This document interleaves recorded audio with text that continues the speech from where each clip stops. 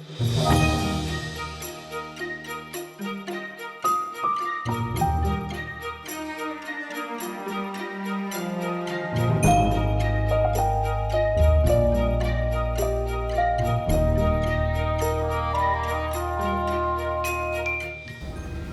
I'm Otto Penzler. I'm the proprietor of the mysterious Bookshop.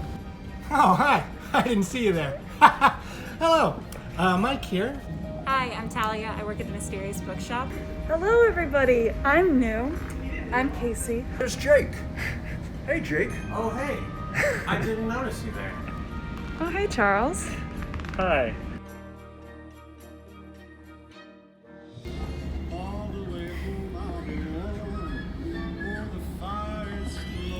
Oh, hello, and gliagajig lo, as we say in Iceland, where it's customary to give books as gifts for Christmas. When I'm not learning all about Icelandic Christmas from Ragnar Jonassen's Christmas story, A Christmas Puzzle, I'm thinking of my own books to give. This year, I'm particularly taken by Scott Phillips. You may know him for his debut novel, The Ice Harvest, a perverse Christmas noir set amongst the strip clubs of Kansas City, which was turned into an excellent film featuring Billy Bob Thornton and John Cusack. And this year, he had a new novel, That Left Turn at Albuquerque, an equally offbeat and somewhat twisted tale of bad family relationships, art fraud, and various criminal mishaps. It also reminded me of one of my favorite novels from the 70s, recently reissued this year, Charles Williford's The Burnt Orange Heresy, a deadpan noir satire of the art world, reissued this year to correspond with a film of its own. So if you have a person in your life or buying something for yourself where you want something a little bit unexpected and bizarre, can't go wrong with Scott Phillips or Charles Williford. Made Men, The Story of Goodfellas by noted film and television critic Glenn Kenny. He had interviews with Martin Scorsese, Robert De Niro, and many other of the film's key players, and breaks down both the story of how the film was made, various aspects of production, its legacy, the careers of those involved. And while Goodfellas might not be considered a Christmas movie, there are many overly elaborate Italian feasts that are both detailed in the film and mentioned in the book that could be great for family gatherings. And these are signed first editions. Glenn just came back to sign another batch for us, as are the last few Scott Phillips, That Left Turn at Albuquerque, if you're looking for a holiday gift. For the book title that might slightly scandalize your relatives, my last recommendation of the day is Massimo Carlotto, Blues for Outlaw Hearts and Old Whores.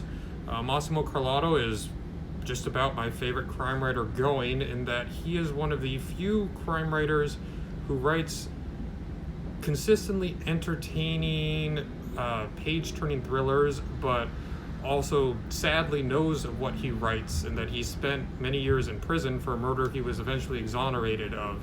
And he writes this is both a combination of his popular Alligator series, which is a private eye series that could be comparable to, say, anyone from Robert Parker, Dennis Lehane, Andrew Vax. But the books are particularly captivating for their Italian settings, and also because the way they're told from his firsthand knowledge, you truly never know what's going to happen, not through twists or turns that feel cheap or unearned, but through things just playing out in a very sort of cold, calculated way that feels shockingly earnest in the way that people in this situation might actually behave, not in conformity with crime plot as you might expect from a movie or TV show or, you know, a less authentic novel.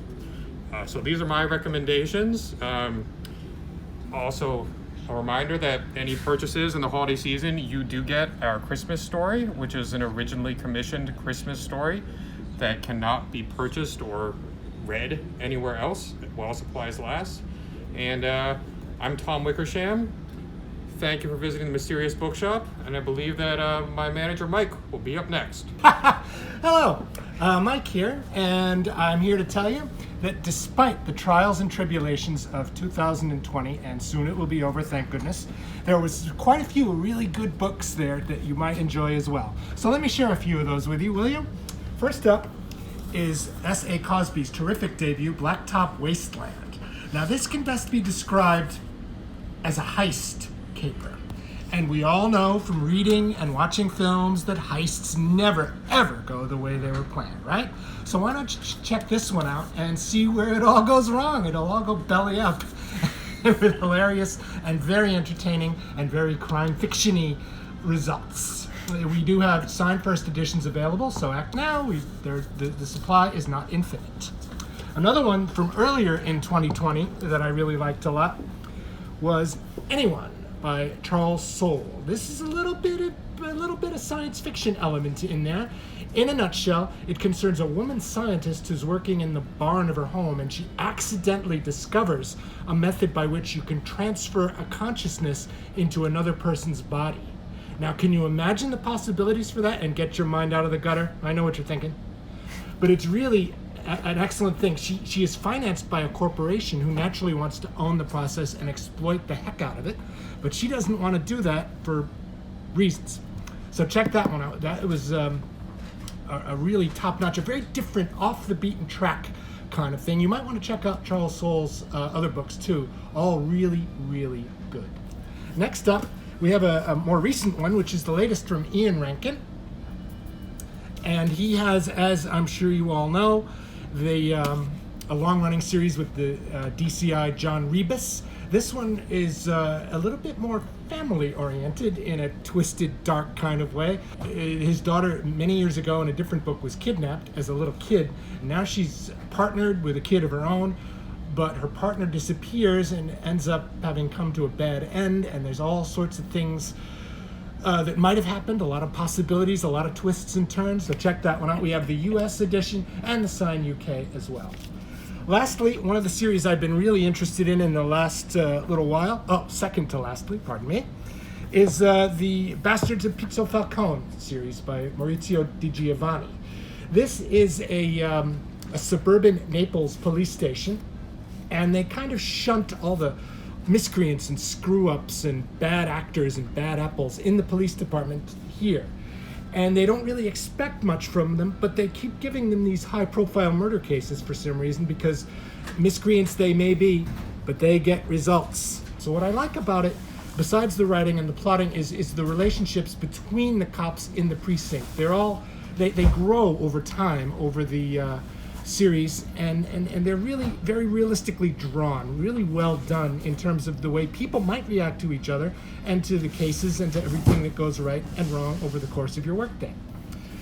Now, lastly, a really good Scandinavian, The Chestnut Man. This is a serial killer caper. Now, I would caution you against reading too many serial killer capers in a row because it might affect you up here. But this one was really good. If it's time for you to do another serial killer, check this one out. It's really good. It's not quite as dark and mayhem-filled as a lot of your Scandinavians, but it's no Pink Tea Party either. So if you're okay with that, then check this baby out. Hi, I'm Talia. So one of my top picks was Lady Killers by Tori Tefler, and I actually read this before we went into lockdown, so I was really happy I had it during quarantine. It's basically a collection of stories about real female serial killers that predate the 1950s, because in the 1990s, Eileen Wuornos was like, they caught her and the headlines were like, America's first female serial killer. And, you know, I mean, none of the other female serial killers were going to say anything because they were too smart. But basically, this book kind of goes way back. It starts with Elizabeth Bathory and then kind of goes on from there. So if you're a true crime junkie, this is a really great book to pick up. It's a lot of fun. So I really recommend this for anyone who's just looking for a quick, fun read. My second pick was kind of a deep cut. This is The Auctioneer by Joan Sampson, which is a little bit more crime than mystery because it really focuses on a farming community that starts to be, that's taken advantage of by this outsider who decides to start up an auction for a policeman's benefit, which is, everyone thinks is a little strange because it's such a small town and no crimes ever happen. But slowly what you realize is that what he's doing is he's trying to build up the police force and intimidate people into handing over more and more of their things until they're completely desperate and kind of in debt. So it's a really great book if you're looking for something that's like Shirley Jackson. Joan Sampson was supposed to be like the next Shirley Jackson, but aside from a book on parenting, this was the only book she ever wrote. 5 months after it was published, she died of brain cancer. So it is one of those authors where it's like a what could have been. So I really recommend this if you're just looking for a new deep cut author. And Last Days by Brian Evanson. I've been recommending this left and right to everyone. I think I'm starting to scare people a bit. Basically, it's the story really sells itself. It's about a policeman who was undercover, ran into a serial killer who chopped off his hand, and so now he's kind of wallowing around his apartment and kind of like, in a depression, in a funk. And then he gets kidnapped by this religious cult that believes that the less limbs you have, the closer you are to God. And their leader has just been killed, and they believe that he's the only one who can solve that crime. And it just gets crazier from then on there. Like, I don't want to spoil more about the plot, but whenever someone wants to like read something just completely out there and it's completely weird, I hand them Last Days. And then Stuart Turton wrote 7.5 Deaths of Evelyn Hardcastle. This is his latest book, The Devil in the Dark Water. And it's a little bit like And Then There Were None, in the sense of there's this boat that's going from Indonesia to Amsterdam, and there's like this presence on board, and you don't really know if it's a curse, is it really supernatural, or is there a physical person going around killing people and threatening the other passengers. And I don't want to spoil which it is because that's kind of the fun of it, but it also kind of does a bit of a twist on the detective duo trope. So if you're into historical fiction or journeys where it's like there's no way you can get help, they're in the middle of the ocean, they're kind of stuck with this serial killer or malevolent presence. But this is a lot of fun. It's very convoluted, but you kind of just go along for the ride. And then this one is Riley Sager, and I really love Riley Sager because he did each of his books is like a little homage to like cult horror and mystery. Great, but basically it's about a woman whose father wrote a book that was based on her childhood, and they supposedly lived in this haunted house, and it blew up. It was like quote unquote bigger than the Amityville Horror. And so it flips between the manuscript and her and this woman's life now, because she goes back to the house after her father has died, despite being told never to go back to the house. And so it kind of, you're trying to figure out what really happened, if all of the horrible things in the book really happened, if he made it up just for publicity, if the house is really haunted. So this is a really great book. This is just, if you like suspense but you don't like outward gore, then this is a really fun, scary kind of book. And those were my top picks for 2020. I'm Charles. I'm the publisher of the American Mystery Classics series that we produce right here in the basement of the store. We can start with Ellery Queen, the Egyptian Cross Mystery, and begins in West Virginia when a school teacher is found beheaded and crucified. It's kind of depicted here on Christmas Day, so it's got kind of a seasonal element there.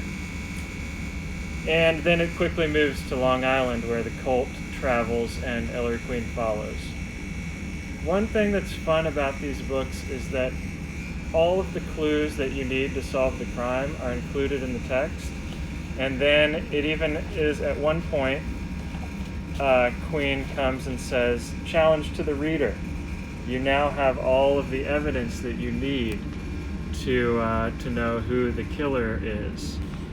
Now, I've never solved one at that point in the text, but in theory it could be done. So I challenge you readers out there to try it. Charlotte Armstrong's The Chocolate Cobweb. This is a wonderful domestic suspense novel by one of the pioneers of the genre, Charlotte Armstrong. it features a young woman who is kind of looking into her origins, her familial origins, and she ends up staying with this family thinking that she might be related to them, but quickly finding that the matriarch is trying to poison her stepson. Anyways, but somehow in order to keep that from happening, she has to imperil herself.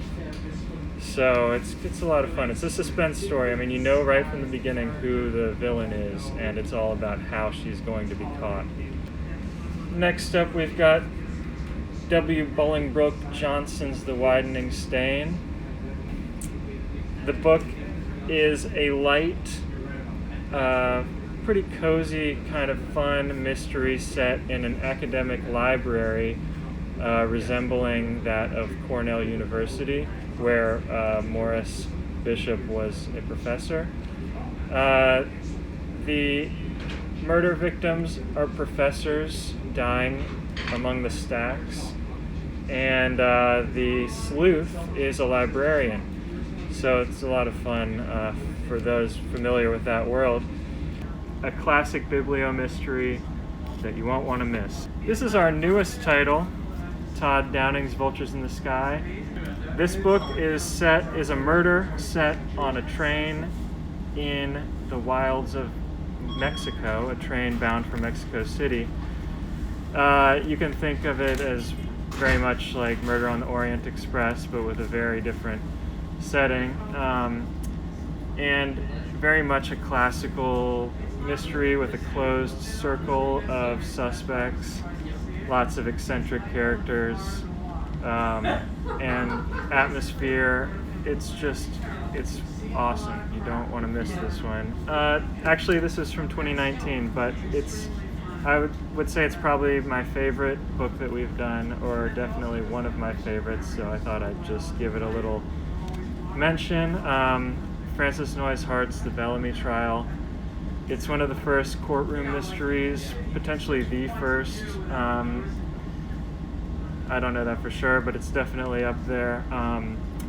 The whole plot is laid out through witness testimony during a murder trial, and it's just great. There's a multitude of different voices of all these different people who somehow witnessed or were involved in the crime that's being investigated, and from all different realms of society.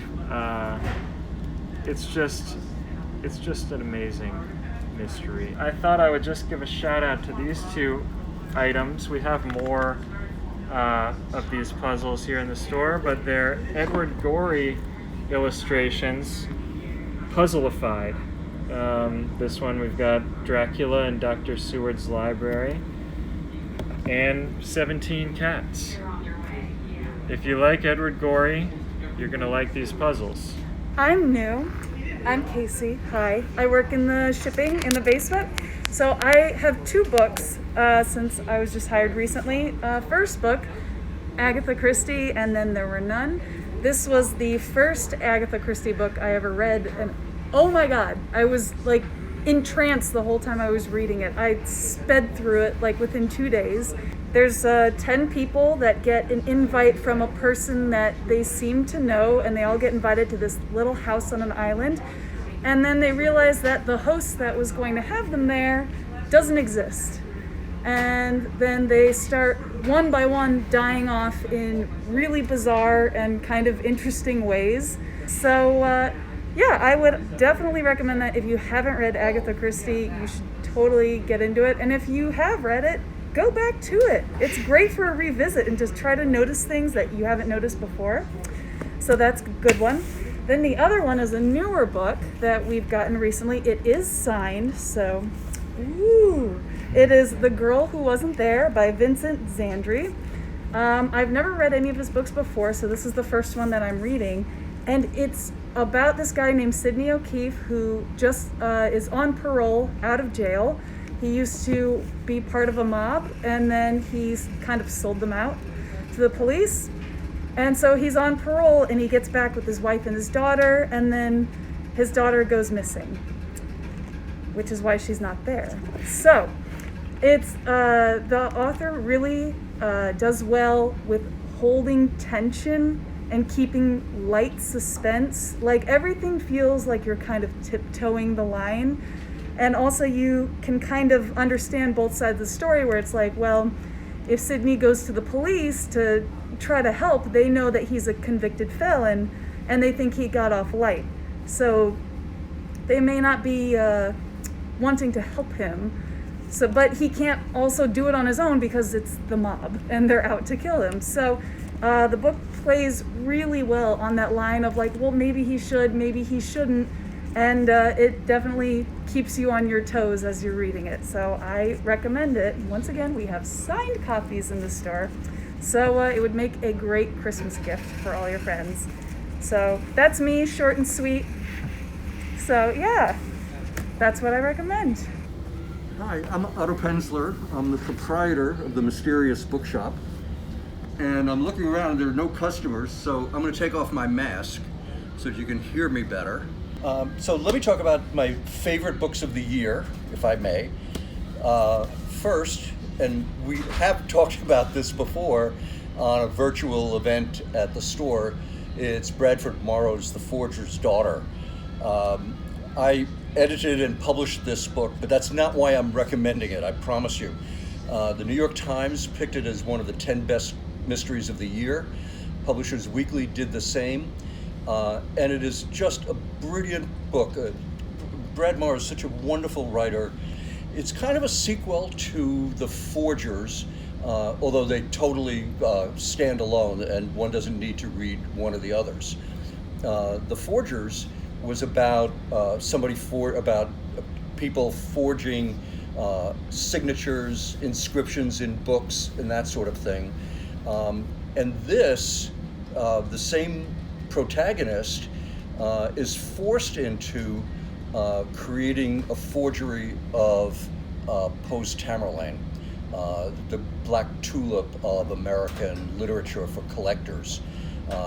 And he's forced into it, and one of the things that's wonderful about both books is that we learn so much about the process of forging autographs, etc., and in this book, forging a full book, small book, thin book, Poe's first book, and we learn about paper and why it's so difficult to forge a 150-year-old book, and it is compelling every step of the way.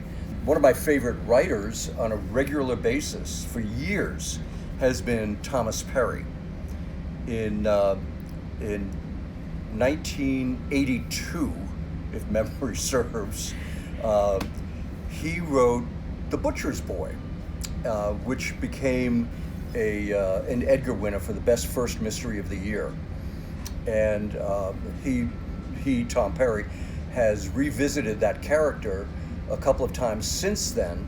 And Eddie's Boy, his latest book, which is just out, and we have autographed copies, by the way, as we do of Bradford Morrow, is revisiting Eddie's Boy. Eddie was the butcher, needless to say, and that character, who is a hitman, the butcher's boy, Eddie's Boy, is a hitman, but he's a good hitman, as good as a hitman can be. He mostly kills people who need killing. They're mafioso, they're really bad guys. And he's retired. He retired from that life a long time ago, and lives in England quietly and peacefully until somebody finds him again, and they take out a hit on him. And the only way he can defend himself is by finding out who has a vendetta of a quarter century and wants to kill him.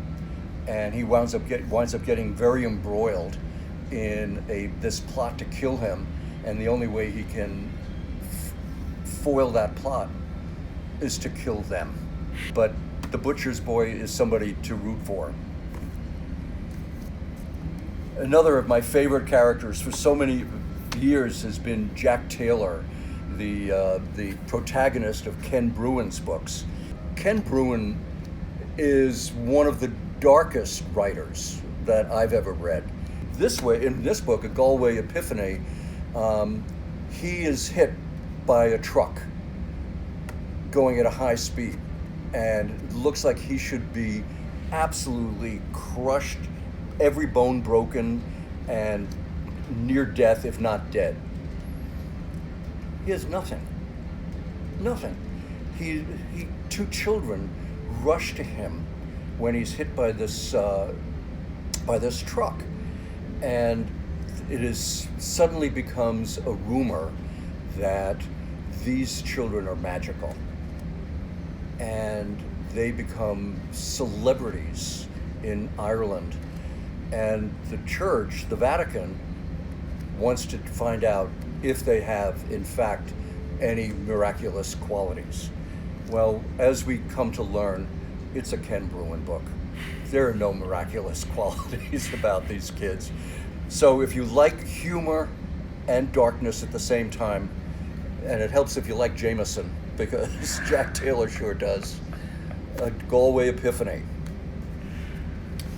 Here's an unusual book for me to recommend. It's not the kind of book that I would normally recommend.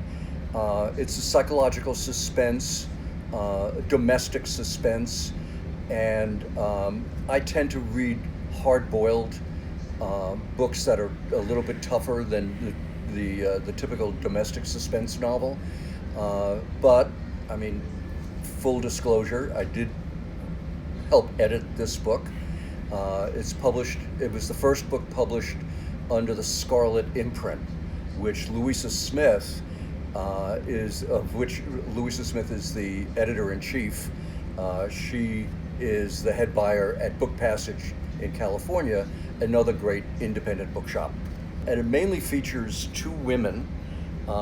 One has been married to a man who she is convinced murdered their young daughter by throwing her off a boat. And they get divorced.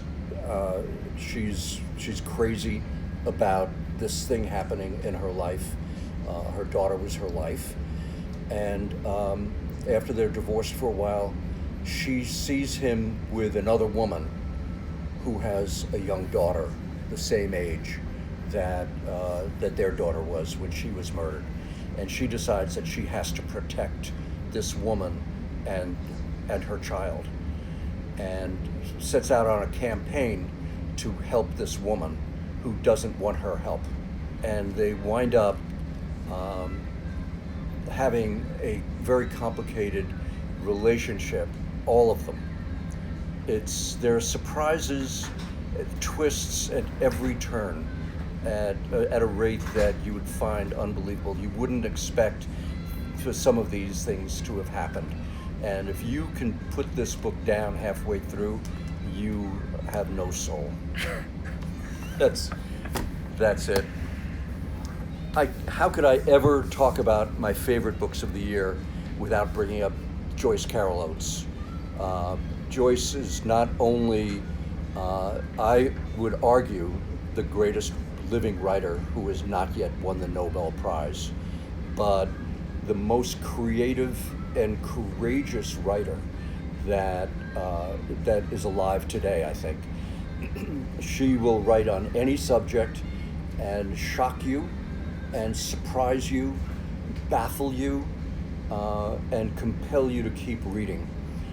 Cardiff by the Sea is 4 novellas, each of which feature women who have a struggle. And this is not an uncommon theme for Joyce Carol Oates in her books. And the literary quality, as well as the creative mystery elements of these stories, are unsurpassed by anything being done by anyone else today. Cardiff by the Sea. Finally, a little stocking stuffer.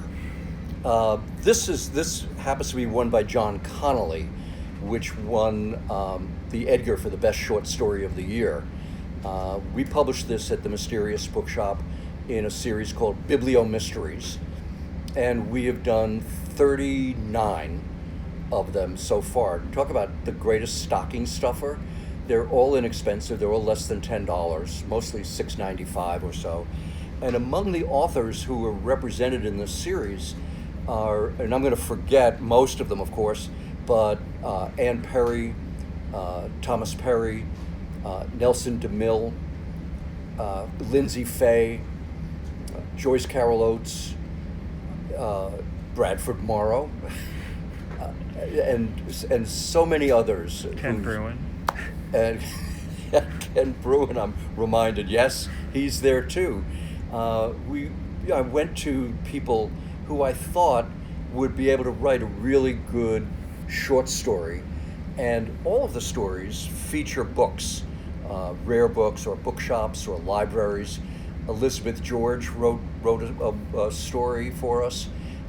It's a great series, and they're a very handy size to carry around. And if you want something small to stuff into a stocking for somebody who loves books about books, here you go, our Biblio Mystery series. So I've got a few holiday recommendations. I've got 3 for you today. The first one is going to be Only Truth by Julie Cameron. Full disclosure, I didn't make the book, but I helped publicize, market the book. Only Truth is part of our Scarlet Suspense line of new psychological thrillers. Otto mentioned one of our titles before, but we're really proud of these books. It is about a successful artist who leaves London, moves out to the countryside to escape something traumatic that happened in her past, but as always, comes back to haunt her. I've been talking about this all day for the last few weeks online with people to get people to know about it. But for any of you guys that know me, maybe you don't, you probably don't, my background's entirely in comics and graphic novels. And despite what Otto might say, there are great comics and graphic novels in the mystery crime genre. So I'm just going to pick 2 today. The first one is David Leifman's Stray Bullets. This is an iconic indie crime series. It's been running off and on since the 90s. It's all done in black and white in this very, underground comics style. It's a series of sort of loosely connected stories that are all very dark. It starts out in 1970s Baltimore with a little girl witnessing a double homicide, and it goes all over the country, and the series has been published on and off for decades, and as the series goes on, it actually, it progresses, not in real time, but it spans decades as well. I really, really love this series. If you liked Sin City, if you liked Criminal, and any crime comics before, highly recommend. And my last one, this one's maybe the one I'm most excited to talk about, Black Sad by Juan Diaz-Canales and Juanjo Garnido. This one is a Spanish comic, but it was originally published for the French market because comics market in Spain is not huge. France loves comics, so these 2 Spanish guys decided to do a French comic about 1950s LA in a film noir style. It's got this really gorgeous painted style. The illustrator was formerly a Disney animator, but he wanted to do something a little more serious. So just like Disney, it's still a bunch of anthropomorphic animals, but it's very adult. It's a hidden gem. I think even if you don't really read a lot of comics, you'd really, really like this book, just because the images are gorgeous, and it's not really like anything that most people have read before. Even if you read a lot of American comics, if you've never read European comics before, this is a great start. This was published in the early 2000s, but it didn't get released in English in the United States until 2010 or so. This paperback edition has it collects all of the stories that have been published up to this point. Honestly, the pictures speak for themselves. So can't go wrong. There we go. Is that it? Right. That's what I've been reading lately. Okay, and just if you want to learn more about these books, they're all available on our website under the Staff Picks tab. so check them out.